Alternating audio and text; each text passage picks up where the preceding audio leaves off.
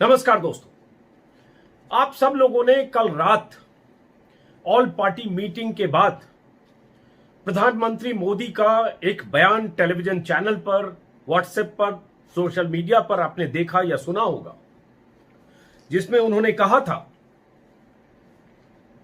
Galwan valley का जिक्र करते हुए जहां हमारे 20 जवानों की शहादत हुई है, उन्होंने कहा था बहुत ही फोर्सफुल ढंग से और बहुत ही क्लैरिटी के साथ उन्होंने कहा था कि न वहां हमारी सीमा में कोई घुस आया है, न ही कोई घुसा हुआ है, न ही हमारी पोस्ट किसी दूसरे के कब्जे में है।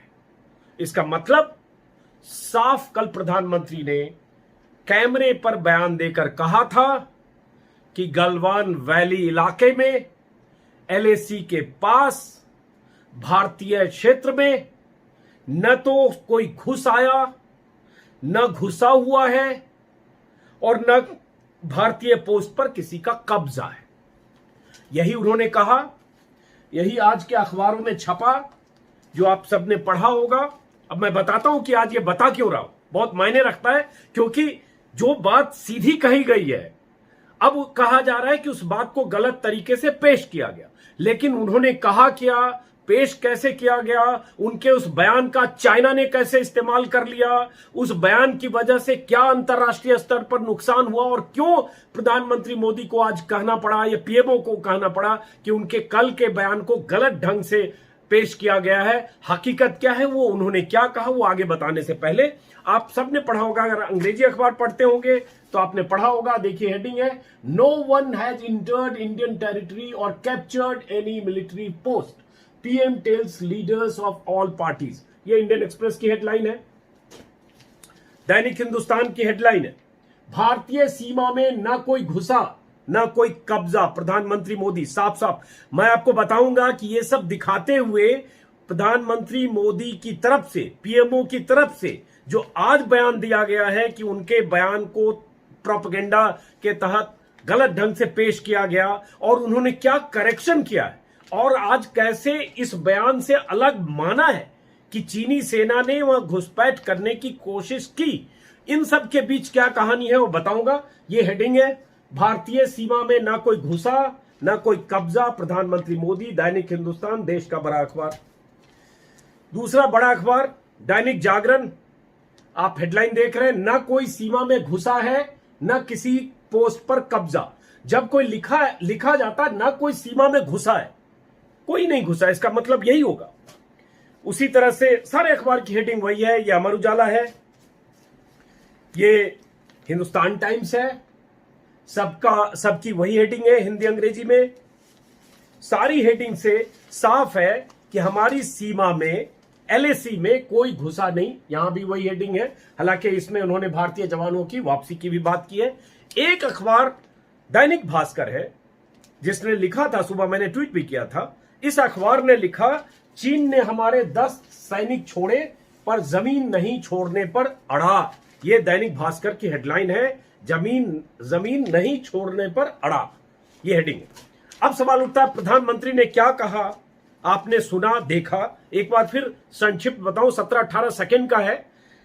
सीधा उन्होंने कहा, बार बार सुन लीजिएगा, उसका कोई दूसरा मतलब नहीं निकलता है। आज कहा जा रहा है कि उनके बयान को गलत ढंग से पेश किया गया। ऑल पार्टी मीटिंग के भीतर उन्होंने क्या कहा वो तो मैं नहीं जानता, मैं तो वो कह रहा हूं जो कैमरे पर उन्होंने कहा।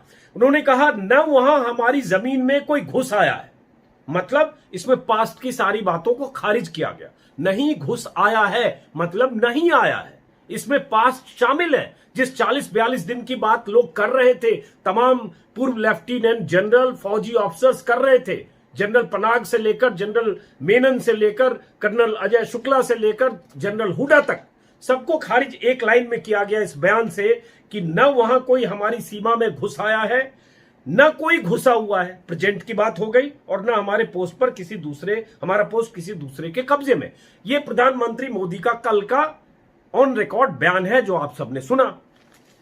उसके बाद क्या हुआ, और उसके बाद मैं बताऊंगा कि कहां कहां चीनी घुसे और कहां कहां कहा जा रहा है उन्होंने अपने कंस्ट्रक्शन किए और कहां कहां उन्होंने अपनी मजबूत स्थिति बनाई है, यह मैं आगे बताऊंगा।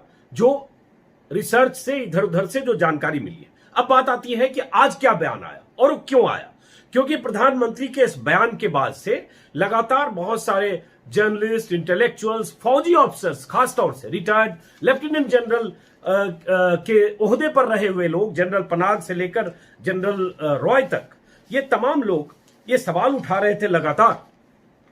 और विपक्ष के नेता राहुल गांधी और कुछ और विपक्षी नेता, कि अगर आप कह रहे हैं कि आपकी सीमा में कोई घुसा ही नहीं, आया ही नहीं, एलएसी के इस तरफ कोई आया ही नहीं, तो हमारे जवान क्या करने गए थे वहां, और क्या ऐसी वजह हुई कि इन जवानों की शहादत हो गई। और हुआ ये कि प्रधानमंत्री के इस बयान देने के बाद चीनी सरकार के, चीनी विदेश मंत्रालय के प्रवक्ता ने प्रधानमंत्री के बयान को, द हिंदू अखबार की वेबसाइट पर जो बयान था, उस बयान को रीट्वीट करते हुए चीनी प्रवक्ता ने क्या लिखा देखिए। प्रधानमंत्री के बयान का इस्तेमाल चीन ने किया और बहुत सारी एजेंसी ने, जो भारत विरोधी एजेंसी उन्होंने किया। उसने क्या लिखा, चीनी विदेश मंत्रालय के प्रवक्ता ने, no outsider was inside Indian territory in Ladakh, said prime minister Modi in all party meet. अब ये कोट किया प्रधानमंत्री मोदी को चीनी विदेश मंत्रालय ने कि कोई भी आउटसाइडर हमारी टेरिटरी में, इंडियन टेरिटरी में, लद्दाख इलाके में नहीं है, प्रधानमंत्री मोदी के हवाले से। अगली लाइन सुनिए, कितने खतरनाक ढंग से डिफाइन किया और अपने मतलब से चीन ने इस्तेमाल किया। उसके बाद उसने लिखा, the statement illustrates that the incident were happened in Chinese territory. देखिए चालाकी चीन की, धूर्तता, मक्कारी देखिए चीन की। प्रधानमंत्री के उस बयान को अपने हक में इस्तेमाल करते हुए लिख दिया कि अगर पीएम कह रहे कि चीन की तरफ, माफ करें, भारतीय इलाके में कोई आउटसाइडर नहीं था, तो इसका मतलब यह हुआ कि जो घटना हुई, खूनी संघर्ष या झड़प हुई, जहां हमारे 20 जवानों की मौत हुई और भारतीय सेना या भारत के पक्ष से कहा जा रहा है कि 40 उनके जवानों की मौत हुई। हालांकि चीनी अभी तक उसको एक्सेप्ट नहीं कर रहे या पुष्टि नहीं कर रहे, लेकिन फिर भी दावे किए जा रहे भारत सरकार की तरफ से। लेकिन यहां कहानी क्या है, वो ये इल्जाम उन्होंने तुरंत लगाया कि the statement illustrates that the incident were happened in Chinese territory. इसका मतलब जो वो खूनी संघर्ष, खूनी झड़प हुई, वो चीनी इलाके में हुई। ये चीन सरकार ने कहा। प्रधानमंत्री के उसी बयान का इस्तेमाल अपने पक्ष में कर लिया और इसमें गुंजाइश इन्होंने छोड़ी। जब आप कह रहे हैं कि हमारे इलाके में कोई आया ही नहीं, तो ये तो सवाल है, फिर हमारे फौजी जो जवान थे 200-300 और जिसमें से 20 की मौत हुई, 10 को वहां पर उन्होंने बंधक बनाया, जिसको 3 दिन बाद छोड़ा, वो अलग कहानी है। जिसको 3 दिन तक हम झुठलाते रहे या हमने उस पर चुप्पी साधी, तीसरे दिन शाम को, गुरुवार शाम को भारतीय सेना की तरफ से कहा गया हमारा कोई वहां कैप्टिव बंधक नहीं है। वो तब कहा गया जब 3 दिन बाद उनको छोड़ा गया 10 लोगों को, जिसमें बड़े अधिकारी थे 3, 2 मेजर भी थे, लेफ्टिनेंट कर्नल 1, 2 मेजर और बाकी सेना सिपाही। लेकिन चलिए वो मुद्दा नहीं, अब वो आगे उस पर बात करेंगे। तो इससे क्या हुआ नुकसान, उसके बाद लगातार लोग फैक्ट के साथ बात करने लगे कि क्या फैक्ट है। आज इकोनॉमिक टाइम्स में एक स्टोरी छपी, आगे मैं बताऊंगा कि आज प्रधानमंत्री की तरफ से, पीएमओ की तरफ से क्या कहा गया है, उस कहने का क्या मतलब है। आज जो कही गई बात और कल की कही गई बात में क्या फर्क है, तो आज कहा गया, सुन ले, उसके बाद मैं बताता हूं कि कहां कहां कहा जा रहा है कि चीनी सेना की तैनाती, बड़े पैमाने पर निर्माण, और जो ऊंचाई है गलवान वैली के जो पीक्स है चारों तरफ, जो हमारे लिए स्ट्रेटेजिक पॉइंट ऑफ व्यू से बहुत जरूरी है, हमारी सेना की मौजूदगी वहां जरूरी है। वहां अगर वार जैसी सिचुएशन होती है तो कैसे उन्होंने अपनी पोजीशन मजबूत की है, जैसे करगिल इलाके में था, उसी पाकिस्तानी जब घुसपैठिए आए थे, उसका जिक्र इकोनॉमिक टाइम्स और कुछ और अखबारों ने छापा है। वो मैं आगे बताने से पहले आज का अपडेट कर दूं। जो प्रधानमंत्री कार्यालय की तरफ से एक लंबा चौड़ा बयान आया है, उस बयान में क्या कहा गया आप खुद समझिए कि उस बयान का क्या मतलब है। उस सफाई में कहा गया है कि प्रधानमंत्री के पीएमओ की तरफ से कहा गया कि पीएमओ की प्रधानमंत्री मोदी के बयान को गलत तरीके से पेश कर बेवजह विवाद खड़ा किया जा रहा है। शुक्रवार को हुई सर्वदलीय बैठक में मोदी जी ने कहा था कि हमारी सीमा में न घुसा, ये तो उन्होंने कहा, उनकी तरफ से कहा। और जो सरकार की तरफ से कहा गया, एक सेकंड होल्ड करिए आप। हाँ, उन्होंने कहा कि आज जो बयान आया है उसमें कहा गया है सैनिकों के बलिदानों ने ढांचागत निर्माण और 15 जून को गलवान में अतिक्रमण की चीन की कोशिशों को नाकाम किया। यह अंग्रेजी में, उसका हिंदी में बता रहा हूं। आज माना कि चीन की तरफ से निर्माण और अतिक्रमण की कोशिश हो रही थी, जिसको नाकाम करते हुए हमारे 20 जवान शहीद हुए। ये आज कहना, इसका मतलब आपने आज एक्सेप्ट किया कि हां, उनकी घुसपैठ हुई या उन्होंने निर्माण करने की कोशिश की। ठीक है, उसके बाद उसी कंट्राडिक्शन में है कि जानबूझकर धारणा फैलाई जा रही है। जहां तक एलएसी का अतिक्रमण की बात है तो साफ कहा गया है, गलवान में 15 जून को जो हिंसा हुई उसके पीछे चीनी सेना की ओर से निर्माण की कोशिश थी। जब उनको मना किया गया तो हटने को तैयार नहीं हुए।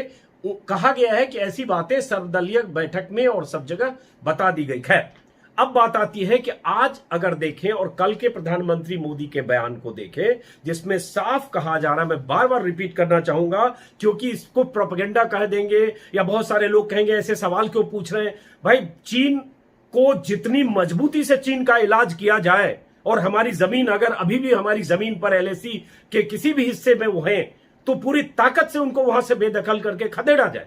और अगर वो जमीन मुक्त हो चुकी है, वो जा चुके हैं, तो इससे अच्छी कोई बात नहीं। हमारे 20 जवानों की शहादत हुई, लेकिन वो हमारी जमीन में घुसने की कोशिश की, निर्माण करने की कोशिश की, हमने खदेड़ दिया। ये भारत सरकार को बताना चाहिए कि क्या अभी भी वहां है। अब ये कह रहे हैं, अगर प्रधानमंत्री के हिसाब से नहीं है, अब ये बयान आ गया कि ये कोशिश हुई और हमारे जवान शहीद हुए। लेकिन कहानी उसके बाद क्या हुई, आज का बयान आपने सुन लिया। लेकिन आज के बयान से साफ है कि घुसपैठ की कोशिश हुई, जो आज तक सरकार ने नहीं माना था, अब माना 40 दिन बाद, जब तमाम लेफ्टिनेंट जनरल, रिटायर्ड जनरल कह रहे थे। अब क्या हुआ कि बीते 4 दिनों के भीतर 5 बार गलवान वैली पर चीन अपना दावा जता चुका है। चीन के विदेश मंत्रालय के प्रवक्ता बार बार कह रहे हैं कि चीन की दावेदारी है, गलवान वैली हमारा है। और उनका साफ साफ बयान है कि गलवान एलएसी के चीनी हिस्से में आता है। यह चीनी विदेश मंत्रालय का ट्वीट बता रहा हूं मैं। एलएसी के चीनी हिस्से में आता है, गलवान हमारा है। 4 दिन में 5वीं बार उन्होंने ऐसा कहा है।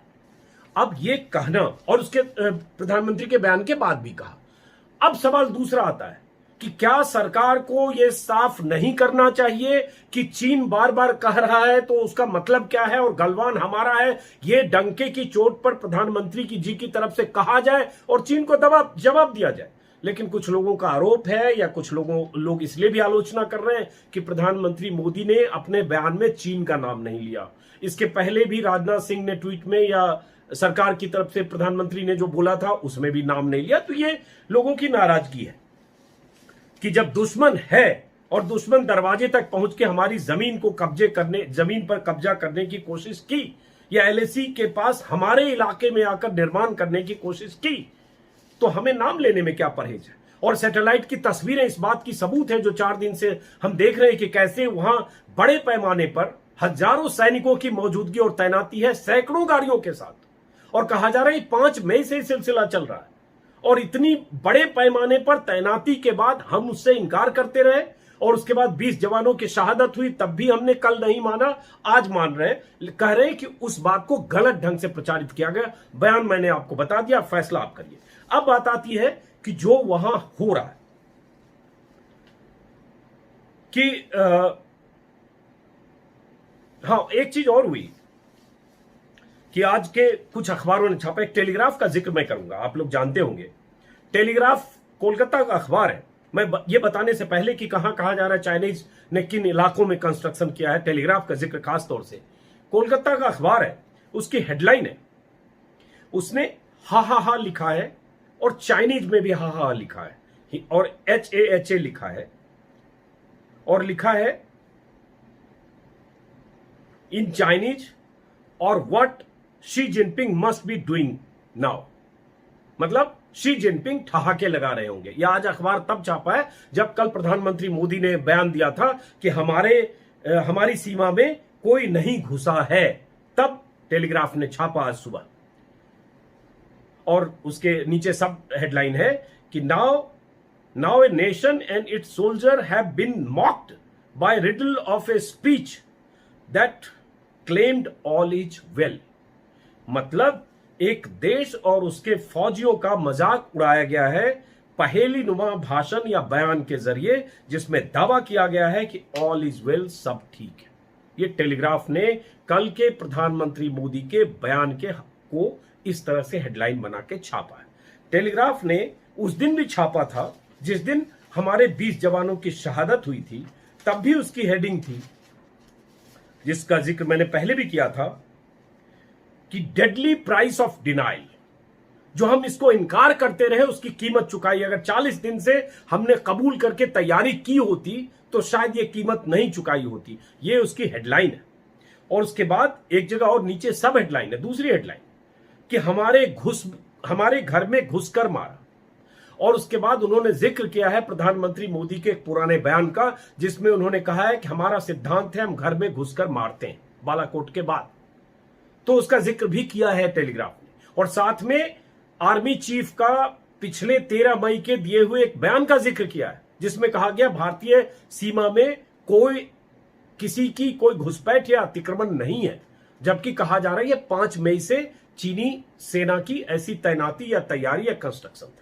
अब आते हैं कि क्या कंस्ट्रक्शन है, और ये बहुत खतरनाक है और चीन के इरादे बहुत खतरनाक लग रहे हैं। अच्छी बात है कि सरकार ने 2 दिन से हम देख रहे हैं जिस ढंग से भारतीय वायुसेना, भारतीय सेना प्रमुख के दौरे हो रहे हैं, वहां हमारी तैनाती हो रही है एयरफोर्स और जो आर्मी की। अच्छी बात है और ये पोस्टिंग जरूरी है। चीन को इस ताकत का एहसास कराना पड़ेगा कि आप अगर हमारी जमीन में घुसने की कोशिश करोगे या एलएसी के इस पार या एलएसी को चुनौती दोगे तो भारत मुंह तोड़ जवाब देगा, चाहे इसके लिए जो हो। और इसमें कोई शक नहीं है कि भारत इतना ताकतवर मुल्क है कि चीन की इस तरह की साजिशों का जवाब दे सके। लेकिन हां, कुछ चीजें कबूल करनी होती है। अगर लुका छिपी करते हैं तो पता नहीं चलता, फिर पारदर्शिता की बात होती है। पूरे देश को पता चलना चाहिए कि चीन ने साजिश रची और चीन ने घुसपैठ की, जो आज प्रधानमंत्री की तरफ से कहा गया, पीएमओ की तरफ से कहा गया। अगर आज कहा गया तो साफ हुआ, नहीं तो कल तक लग रहा था फिर मारे कहां गए। आपने कहा हमारे जवान मारते मारते मारे, तो कहां मारते मारते मारे? क्या उनकी सरहद में दाखिल हो गए थे? क्या एलएसी में उनकी तरफ से गए थे? अब उसको लेकर क्या कहा जा रहा है? जो बहुत सारे लोग इस पर लीपापोती कर रहे थे, वो कह रहे थे चाइनीज परसेप्शन जो एलएसी को लेकर है वो अलग है, इंडियन परसेप्शन एलएसी को लेकर अलग है। और उसके बाद उन्होंने बताया, आप लोग इतने दिन में सुन रहे होंगे, पैंगोंग सो जो लेक है उसको लेकर के फिंगर 1, फिंगर 2, फिंगर 4 ये सुन रहे होंगे। अब उसको लेकर है कि जहां तक चाइनीज नहीं आते थे वहां आकर फिंगर 4 तक उन्होंने कुछ वहां पर अपनी तैनाती की है और वहां पेट्रोलिंग के लिए आते थे, लेकिन अब वहां उन्होंने कंक्रीट निर्माण कुछ किया है, ऐसा कहा जा रहा है। अब ये कि क्या हम ये मान लें कि चाइनीज परसेप्शन अलग है, भारतीय परसेप्शन अलग है, तो क्या चीन ने अपने परसेप्शन वाले एलएसी के पास तक बढ़त बना ली है? वहां कंक्रीट का कुछ निर्माण किया, कंस्ट्रक्शन किया, ब्रिज बनाया, क्या किया है? यहां पेच है और यहां पारदर्शिता नहीं है। यह समझ में नहीं आ रहा। सरकार इसका जवाब देगी। अब बात आती है जो आज इकोनॉमिक टाइम्स में छपा है, जिसमें जानकारी है जो चौंकाने वाली है कि कैसे वहां पे बहुत सारे, जैसे इकोनॉमिक टाइम्स लिखता है आज, people familiar with the details told ET that while all the attention has been on Galwan Valley, the Chinese have quietly built big, seemingly permanent structures in the area between Finger 4 and Finger 8 in Penang Sol Lake. मतलब उन्होंने finger 8 और finger 4 के बीच कुछ permanent structure बना लिए हैं Chinese ने। ये इकोनॉमिक टाइम्स लिखता है। इसी तरह की बात इसने आगे भी लिखी है कि 5 किलोमीटर तक ये लिखा है ground reports as well as fresh satellite images available with the armed forces show that after occupying the area up to the feature called Finger 4, located more than 5 kilometers inside India's perception of the line of control. 5 kilometre India का जो perception है line of control उसके भीतर. In early may the Chinese side has carried out a big construction project that includes several new structures. Chinese side ने, China ने 5 kilometre तक बड़े structure बनाए हैं. ये इकोनॉमिक टाइम्स लिखता है. लाइन ऑफ कंट्रोल के परसेप्शन की बात जो हमारे बहुत सारे लेफ्टिनेंट जनरल मान रहे हैं, इस बात की वकालत करते हुए कि चाइना की कोई घुसपैठ नहीं हुई.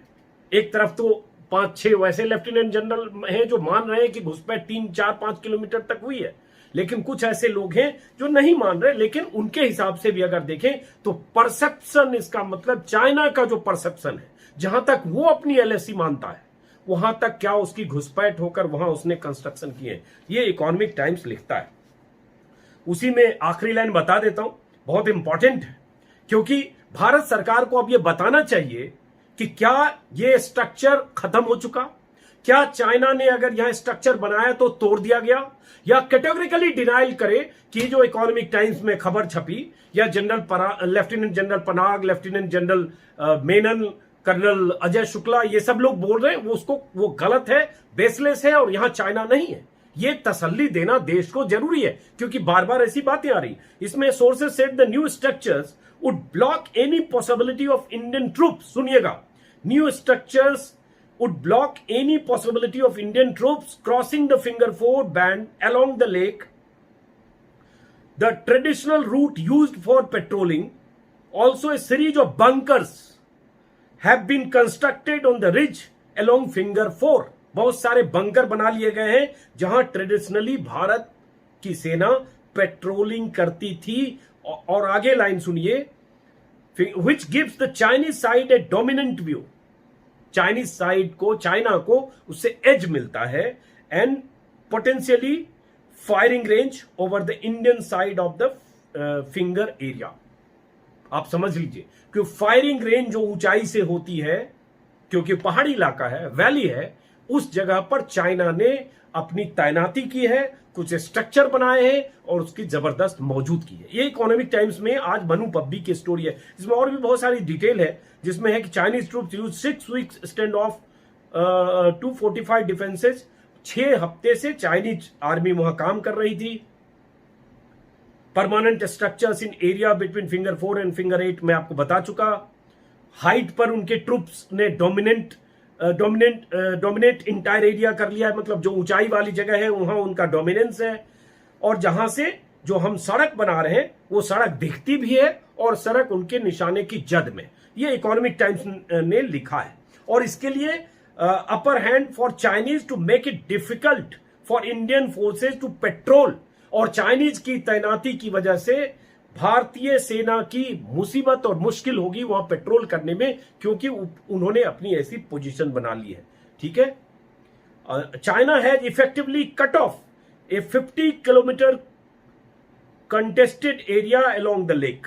50 किलोमीटर के एरिया को कट ऑफ किया. यह भी इकोनॉमिक टाइम्स लिखा है. तो ये सारी बातें, जानकारियां हैं. आपने सरकार की तरफ से जो कहा गया सुन लिया. अब सवाल इतनी सिर्फ बात आती है कि क्या भारत सरकार चाइना को, जब चाइना दावा कर रहा है कि गलवान वैली पर उसकी दावेदारी है, जो 62 के बाद से चाइना ने ऐसी दावेदारी की नहीं है, वहां हम पेट्रोलिंग करते रहे हैं, तो आज ये क्यों? हर चैनल पर आप स्टोरी देख रहे होंगे कि गलवान वैली का नाम रसूल गलवान के नाम पर पड़ा, उनके चौथी जनरेशन के लोग इंटरव्यू कर रहे हैं, वो भारत की दावेदारी का हिस्सा है. फिर चाइना आज कैसे डंके की चोट पर कह रहा है? क्या चाइना वहां आज भी मौजूद है, जैसी सैटेलाइट तस्वीरें लगातार दिख रही है? और वो उन इलाकों में है जो भारत का है, या हम इसकी आड़ में बचना चाहते हैं कि चाइनीज परसेप्शन लाइन एलएसी माफ करें, और इंडियन परसेप्शन वाली एलएसी? आपने अगर ये कहकर छोड़ दिया तो यहां पर बिटवीन द लाइन्स है कि फिर हम क्या माने कि चाइनीज अपने परसेप्शन की एलएसी तक आ चुका है, वहां उन्होंने अपनी मौजूदगी मजबूत की है. बहरहाल इस वीडियो को यहीं खत्म करते हुए कि पूरा देश प्रधानमंत्री मोदी और सरकार के साथ है चीन के खिलाफ लड़ाई में। दुश्मन कोई भी हो, भारत पूरी मजबूती और मुस्तैदी के साथ मुकाबला करे, चाहे जो उसका अंजाम हो, अगर जरूरत देश की आन बान और शान पर है। लेकिन हां, एक पत्रकार के नाते कुछ सवाल है, एक नागरिक के नाते कुछ सवाल है। वो जानकारी पाने का हक है। आखिरकार 40 दिन बाद वो सारी जो अफवाहें थी, आशंकाएं थी, बातें थी, वो सब सच साबित हुई। जो बहुत सारे लेफ्टिनेंट जनरल कहते रहे कि वहां फौज की तैनाती थी, घुसपैठ हुई। आज एक तरह से पीएमओ ने माना कि उन्होंने घुसपैठ और निर्माण करने की कोशिश की, जिसको रोकने के चक्कर में हमारे 20 जवान शहीद हुए। ये माना तो यहां से खतरा अभी शुरू होता है। अब भारत सरकार की जिम्मेदारी है कि कैसे जो सच है वो भी देश को भरोसे में ले, और उसके बाद जैसे चाइना को जवाब देना है वो देने की तैयारी करें। नमस्कार, अगर आपने हमारा वीडियो सब्सक्राइब नहीं किया है तो सब्सक्राइब करें, अच्छा लगेगा और मुलाकात होती रहेगी। नमस्कार।